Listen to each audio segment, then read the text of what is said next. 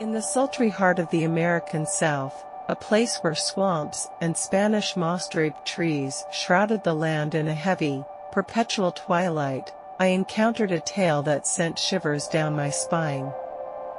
The locals spoke of it in hushed whispers, the legend of the Southern Cannibal. Little did I know that my curiosity would lead me to a horror beyond my darkest nightmares. It all began one humid evening as I found myself seeking shelter from the oppressive heat in a small, dimly lit diner on the outskirts of a forgotten town.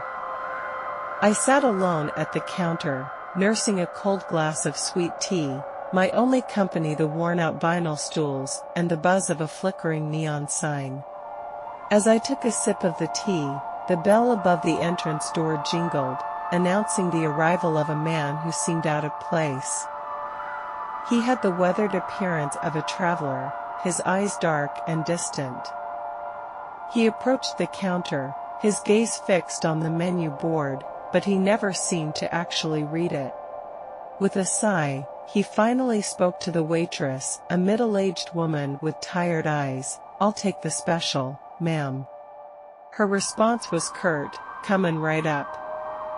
As she walked away, the man turned his attention to me and, with a chilling smile, asked, "You from around here?" I replied that I was merely passing through, to which he nodded knowingly. His next words sent a shiver down my spine. "You ought to be careful, stranger. There are things in these parts that most folks don't speak of." Intrigued and slightly unnerved, I inquired further. The man leaned in, his voice low and conspiratorial. He spoke of a legend that had haunted the region for generations, the Southern Cannibal. He said that beneath the veneer of Southern charm and hospitality, a darkness lurked, a malevolence that feasted on the flesh of the unsuspecting. He described how the cannibal had become a master of disguise, blending seamlessly into the community, his insatiable hunger masked by a facade of normalcy. No one could pinpoint the identity of the monster in their midst, and the victims had no inkling of the horrors that awaited them. As he spoke, I couldn't help but feel a growing sense of dread. The man's stories of missing persons and unexplained disappearances painted a picture of terror lurking beneath the tranquil facade of the South.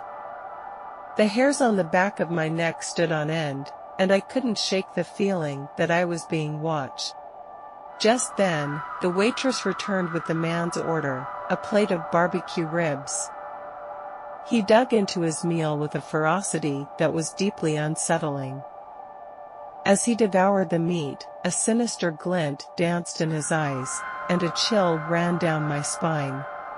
Before he left, the man offered one final piece of advice. "Remember, stranger, if you ever find yourself in these parts again, keep your wits about you. You never know who might be lurking just around the corner." The man's cryptic warning stayed with me long after he had vanished into the night. I couldn't shake the feeling that the legend of the Southern Cannibal was more than a mere tale, that it was a horror that had infiltrated the very fabric of this place. I departed that diner with a sense of unease, the inescapable feeling that I had ventured into the heart of darkness, a darkness that hungered for more than just stories. To this day, I remain haunted by the legend of the Southern Cannibal, a horror that lingers in the shadows, leaving me in a state of perpetual fear. It is a mystery that will forever elude explanation, a tale that leaves those who hear it in a state of petrified shock, wondering if the legend may, in fact, be a horrifying reality.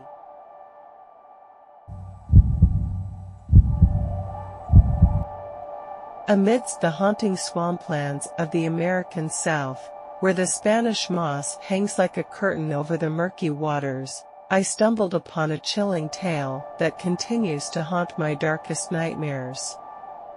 They spoke of him in hushed tones, the locals, the legend of the Southern Cannibal. Little did I know that my insatiable curiosity would lead me to a horror beyond my wildest fears. It was a stifling summer evening, and I found refuge from the oppressive heat in a small, dimly lit diner on the outskirts of a desolate town. As I sat at the counter, sipping on a glass of sweet tea, the only other patrons were the worn-out stools and a flickering neon sign that cast eerie shadows. The bell above the entrance door chimed, announcing the arrival of a stranger, a man who appeared out of place in this desolate locale. He had the look of a traveler, with weathered skin and eyes that seemed to hold an unsettling secret. Approaching the counter, he stared at the menu board, though his eyes never truly registered the words. With a sigh, he finally spoke to the waitress, a middle-aged woman with weary eyes. "I'll have the special, ma'am," he said. Her response was curt. "Right away." As she retreated to the kitchen, the stranger turned his attention to me, offering a chilling smile. "You ain't from around here, are you?" I admitted that I was merely passing through, a traveler on a journey. He nodded, his gaze intense. "Well, stranger, you ought to be careful. There are things in these parts that most folks don't talk about." My curiosity piqued, I inquired further. The man leaned in closer, his voice a low, conspiratorial whisper. He spoke of a legend that had haunted the region for generations, the southern cannibal. He described how, hidden beneath the veneer of southern hospitality, a darkness lurked, feasting on the flesh of the unsuspecting. The man revealed that the cannibal had mastered the art of deception, seamlessly blending into the community. Behind his facade of normalcy lay an insatiable hunger, and no one could identify the monster among them. Victims vanished without a trace, unaware of the horrors awaiting them. As the stranger's stories unfolded, my unease deepened. Tales of missing persons and unexplained disappearances painted a harrowing portrait of terror lurking beneath the southern charm. The hairs on the back of my neck bristled, and I couldn't shake the eerie feeling that we were being watched. Suddenly, the waitress returned with the man's order, a plate of barbecue ribs. He attacked his meal with a ferocity that sent shivers down my spine. As he devoured the meat, a sinister gleam danced in his eyes, and a chill gripped my soul. Before he left, the man offered a final, cryptic warning. "Remember, stranger, if you ever find yourself in these parts again, keep your wits about you. You never know who might be lurking just around the corner." The man's enigmatic caution lingered long after he disappeared into the night.